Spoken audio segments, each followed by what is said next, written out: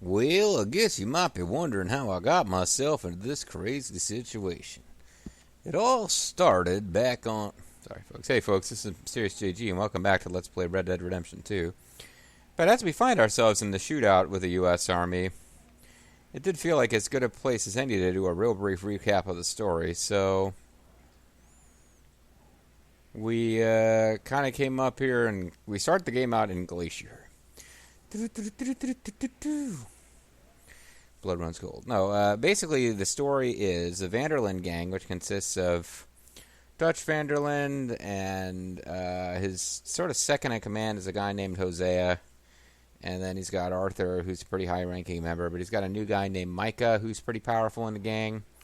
And then you got sort of his dependable guns, who are guys like Sean the Irish Bastard, and Javier Escuela, and Bill Williamson, and John Marston, and others that I'm blanking on right this second. Oh, yeah, the Lenny, the African-American guy, and then Charles, I think, the Native American. And they've got various ladies who are traveling around with them, including Dutch's love interest, Molly, and a couple of goofy side characters whose places in the gang are a little harder to figure out. Pearson is the cook, but there's no telling what Reverend Swanson is supposed to do. And Herr Strauss is the guy who maintains the records, and they're running a business, loan sharking business. So they're all fled up from Blackwater, where they were involved in some kind of bank robbery. Blackwater is the biggest city in Red Dead Redemption 1, although it's significantly smaller than Saint-Denis. But there's some kind of bank robbery in Blackwater that goes south. They flee from the authority, like some people get killed. Sean gets captured. The gang flees up to the frozen north and eventually loses the law that's after them in there. They fight some members of a rival gang and eventually move out of that area and set up shop around Valentine. We do a series of missions in Valentine, which consists mostly, like up here, we do some missions with like basic controls of the game, learning how to hunt animals. We rescue John Marston, who had been wounded and stuff, and establish this long-standing thing where Arthur just kind of like talks down to John Marston a lot, but Marston seems to owe him. And Arthur is just kind of mad at John Marston because John Marston had a child with Abigail and wouldn't recognize it as his at first, and Arthur's just disappointed in that. But eventually John got his shit straight. We leave out of here. We come into Valentine. We do more missions here, just kind of kicking around, learning about different things. We learn how to steal wagons and sell them at the Emerald Ranch to a fence, and other game mechanics are explained. And we make an enemy out of an industrialist named Cornwall, who seems like he's going to be super important in the plot, but then disappears for many, many, many hours of gameplay. Because eventually in Valentine, we do a bank robbery. Apparently it's nowhere near as big a take as the one in Blackwater, because we have this long-standing thing where we're going to try to get into Blackwater once the heat cools down, because the money that we have in Blackwater, once we get it, will allow the Vanderlyn gang to go out west somewhere and buy some land and go legit. Oh, and at some point we actually go back here and we rescue Sean. We also rescue Micah in Strawberry, because he's going to be executed, and we rescue him. So the gang is back up to full strength. We do some missions. We decide it's time to flee Valentine, so we set up shop near Rhodes.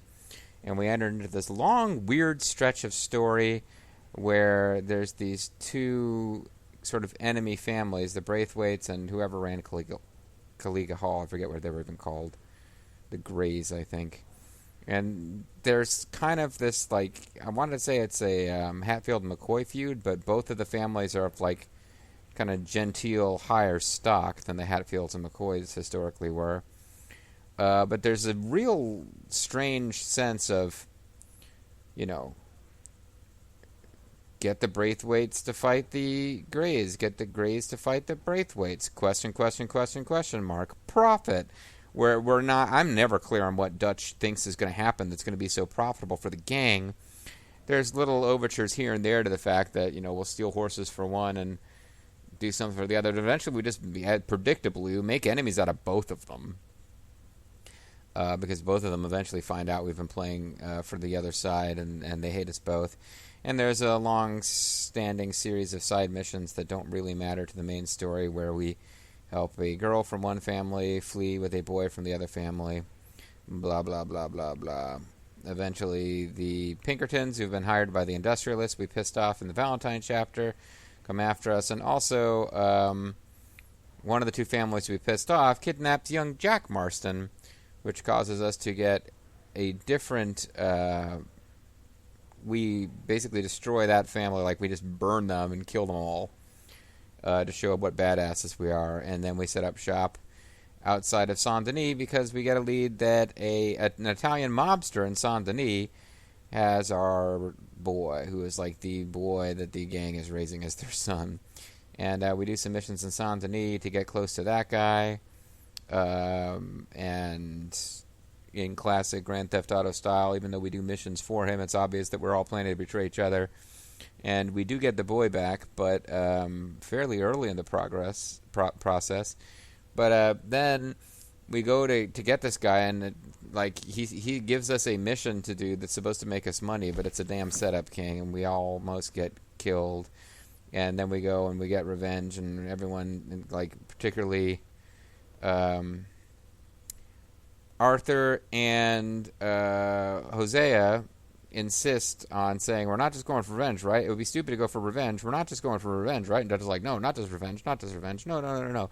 But as soon as we get there, Dutch executes the guy in a fit of pique, and everyone is concerned that Dutch has lost his shit. Yet we still decide, hey, you know what? Maybe we can't get that. And at this point, the gang is starting to fall apart. Sean got killed during the Rhodes chapter, which set one of the female characters over the edge, and she just starts drinking and being miserable all the time. We occasionally talk about finding a way to get back to Blackwater and get our money, but that's not really being seriously considered. And Dutch is obsessed with the idea that if we get one big score, we can go west and find freedom and opportunity away from the evils of civilization. So we do a bank robbery in Saint-Denis. It ends up getting Hosea killed. John Marston is wounded and left to be captured by the police. And we flee on a boat. We go to fake Cuba. Dutch had always had these kind of, he liked to make speeches about freedom and stuff. He always seemed to have these romantic notions about being this Robin Hood figure fighting against the government. But it seems like that kicks into overdrive during the Cuba chapter, and eventually we get back, and it's only a couple of the main guns, including Arthur and Micah and Bill Williamson and Javier Escuela, who end up going. During this chapter, we also see Dutch kill a woman for no real reason, and Arthur's really worried that he's just lost his fucking mind. We get back. The gang is kind of in disarray. They've got a hiding place up in the swamp somewhere. I think. We find out that Dutch's pissed off ex told the Pinkertons how to find them there. So we have to fight them off, and then we escape. And then one of the ladies executes the lady so that Dutch doesn't have to. And it's just gotten really violent and bad, and nobody's happy at all. Oh, and I'd completely forgotten to mention this character, because she really is not important for much of the story at all. But while we were up in the frozen north, we actually added a female member to our gang who's going around, riding on horses and shooting guns periodically during these missions. And I am completely blanking on what her character name is right now. But she has a series of missions where she wants us to help rescue John Marston, who is alive and is held in Sisaca Penitentiary, which is on an island. And Dutch keeps saying, "No, it's too dangerous. We can't go back for him." We'll figure that out. I'm not gonna let him get executed. I'll figure it out, but I'm not doing it now. And Micah and Javier and them are just siding with Dutch, and Dutch is talking about how they're going to rescue Marston eventually, but it doesn't really seem like he's focused on it. He seems more focused on crazy schemes to help create some kind of massive diversion so that the gang can escape, because we're now being chased by Pinkertons and are not going to be able to apparently just get up and leave. So we work together with Annie Oakley lady, and we get John Marston back, and that just pisses off Dutch, because now it's like, you're not even following my orders anymore. I'm not even in charge. You're always undermining me. And Micah seems to be maneuvering his way to be the new number 2 in the gang now that Jose is dead, and Dutch is no longer crazy about us, and blah, blah, blah, blah, blah. And then we get to the point in the story where Dutch really goes all in on what we see him doing in the next game, which is working together with the Native Americans to fight the U.S. government. There's still... at some point in here, Dutch says that, hey, this Cornwall guy, who is the industrialist that we pissed off in a robbery earlier, who is sick to the Pinkertons on us, is like, we're going to go find him and we're going to like take him hostage or use him somehow. It's not explained exactly what we're going to do, but similar to the mission with the Italian mobster, like as soon as we get in there, Dutch just loses his shit and kills the guy. So now we got to fight our way out. And even though it should be like, well, if that guy's dead and the Pinkertons aren't getting paid to go after us anymore, maybe the pressure will go off. But it seems like whoever's running his organization now still wants us dead. And also, the game raises the somewhat absurd idea, maybe you'll disagree, that this guy was so rich that he's basically bribed the entire army and is controlling the army. And that without his funds coming in, the army is now pissed off at us and wants to kill us for getting rid of their meal ticket. This is kind of implied. So in the last few missions, I mean, we went up and we've been doing stuff. We met up with the peaceful leader of the Wapiti Indian Reservation, you know, the masters of the Yapata strap match. And, you know, the army stole their chalupa. The army is just basically treating the Native Americans like shit and trying to get them to openly rebel to make it politically easier to move in and just either exterminate them or force them into another reservation, because though the game doesn't come out and say it, you'd have to assume the way this is working, this story only makes sense if there's oil or something on their land. But at any rate, the army's trying to get the Indians to attack, or like claiming they're already attacking because they're just trying to find an excuse to go in and wipe them out. And we do missions for a likable U.S. military guy, but he ends up getting, framed by the evil military guys, and we have to get him out alive, and he just like flees. And the hot-blooded son of the pacifist leader wants to do something, and the pacifist leader says, no, you're playing into their hands, and basically the pacifist leader is right, although the pacifist leader didn't really have a long-term solution that was going to work out for his people either. He's just kind of in a bad spot. And Dutch is now, having killed some mafia guy in a fit of pique, and having killed the industrialist guy in a fit of pique, now Dutch is like, he says he has a brilliant plan, is to use the Native Americans fighting the Indians to create a distraction to help us escape. This seems like we could just escape. But he says he wants them fighting each other so that we can get out while all this is going on. And maybe while they're distracted, we can also do one big score, which has been his cry for a long time. Or maybe he thinks that if we have an open war going on, somehow that will mean we can get into Blackwater and get our money back. Either way, that's the main story now. Micah has a series of missions where we get our hands on dynamite. We're moving towards a plot line where Dutch and the gang are going to be stoking tension between the military and the Native Americans for our own ends, which seems pretty dark. But as you should already know from the prior game, which is set after this one, Dutch spends most of Red Dead Redemption leading a guerrilla army of Native Americans to attack white settlers, because Dutch kind of has gone Colonel Kurtz by then. At this point, he's still moving in a Kurtzward direction. Let's finish this mission. But yeah, that does explain how we got here. Oh, I guess I'm supposed to be...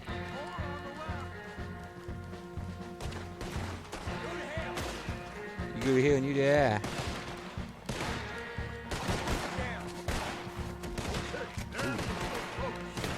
Crap.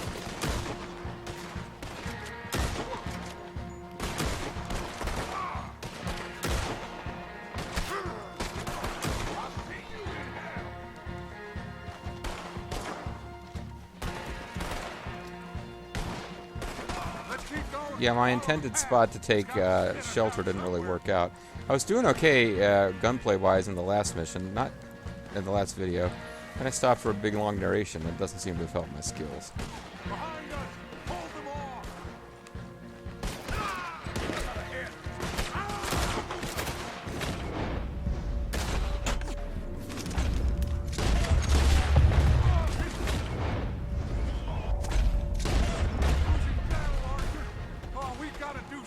Let's run.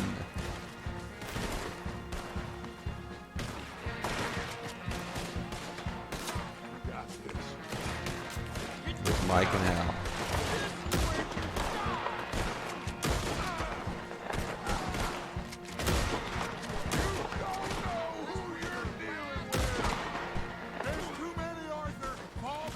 Yeah, I'm with you.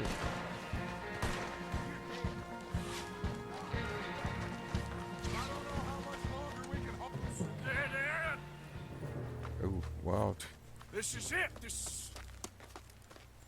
We're gonna have to do some Raiders of the Lost Ark shit here, or Arthur, Temple of Doom stuff. put your hands up. Native Americans gonna put save your us. damn hands up. Okay. Okay. We only killed like 30 soldiers each. Should certainly capture us alive, right? I got a plan. This Can't is say it's a good one though. Oh, it is a good one. Hello, officers. You keep them hands up and come here. Put your hands up. Hello, Captain. Keep your hands up and come here. Okay, I'm supposed to surrender. We can't do that. Your man, They shot first, those men they killed, like Han. they were good men. You're fighting nature, Captain. Get over here. Ask my friend here. My whole life, I tried to fight change. Oh, it's like a flash forward. It's a waste. I see that. Now, it's waste. You can't fight nature, Captain. You can't fight change. Is he really doing his whole death speech fight. before his death speech? Gravity.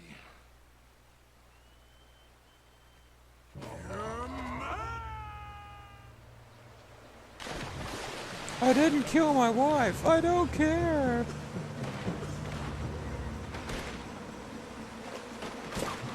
This can't be good for my tuberculosis.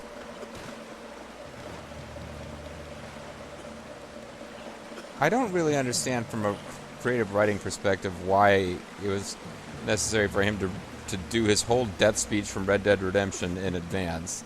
Kind of cheapens that moment a little bit.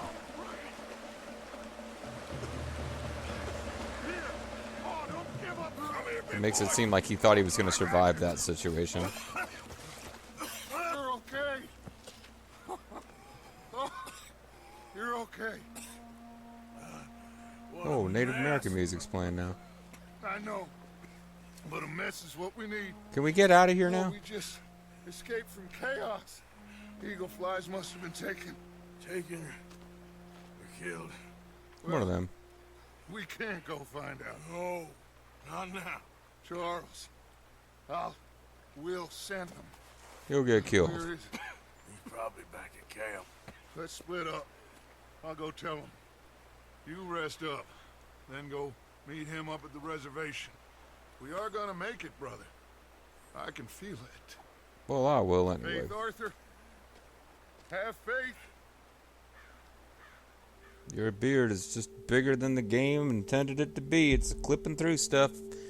Game's usually pretty good about not allowing that, but your beard's clipping.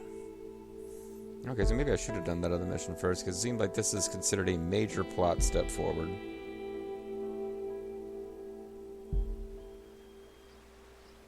At least I got my hat back.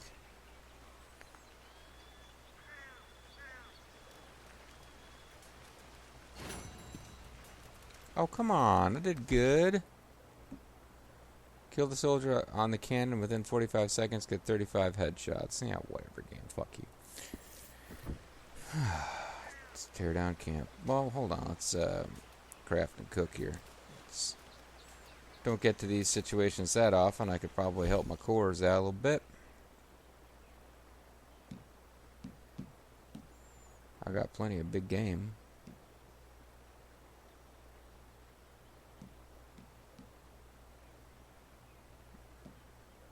Apparently I don't have a grill, so I can't, yeah, whatever, plain big game would be fine.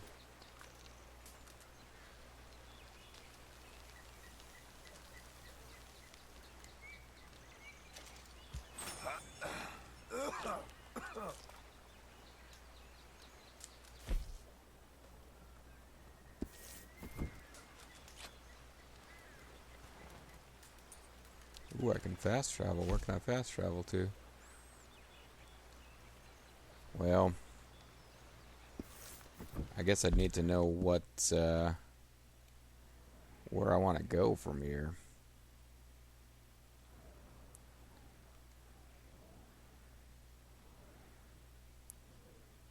Bacchus Station, if that's a place.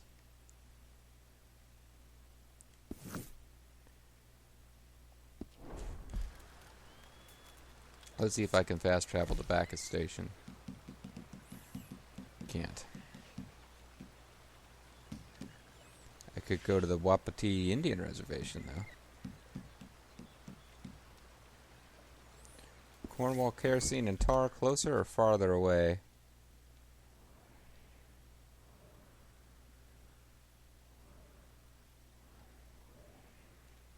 It's probably farther away, because what I want to do next is this Bacchus Station mission. Bacchus 3.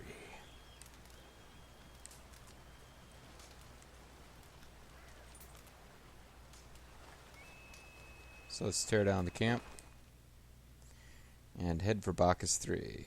Bacchus, sure, you've done it good.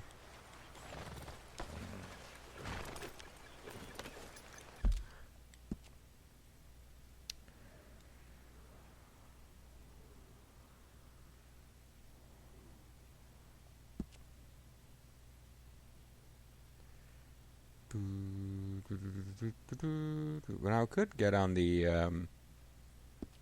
seems like if I just got on the railroad tracks here, that would, that would take us up the right way.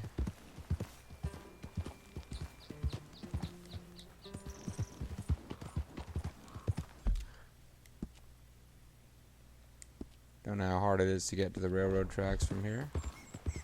Not hard at all, as it turns out.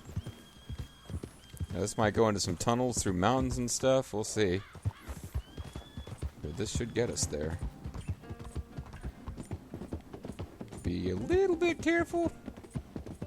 That would certainly be a fatal drop.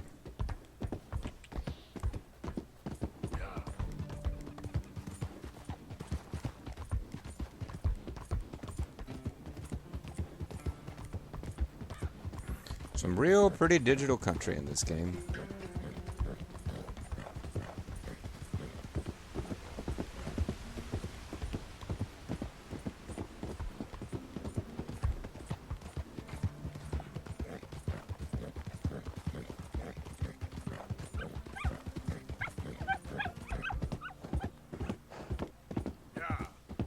Getting into Disney roller coaster country here.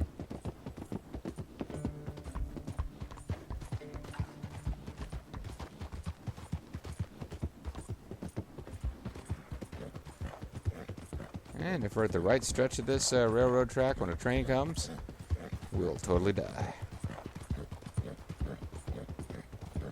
It's not something I would do in real life, folks, moving up and down rail bridges when not in a train car. Makes good sense in this game.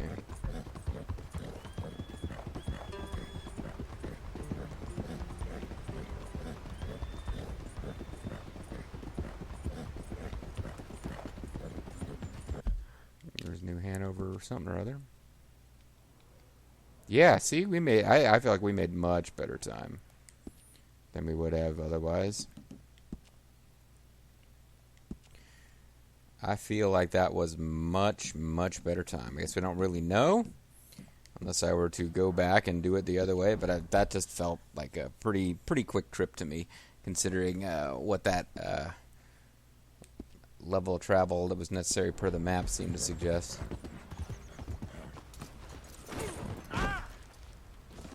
And I think that's the perfect way right there to end the video.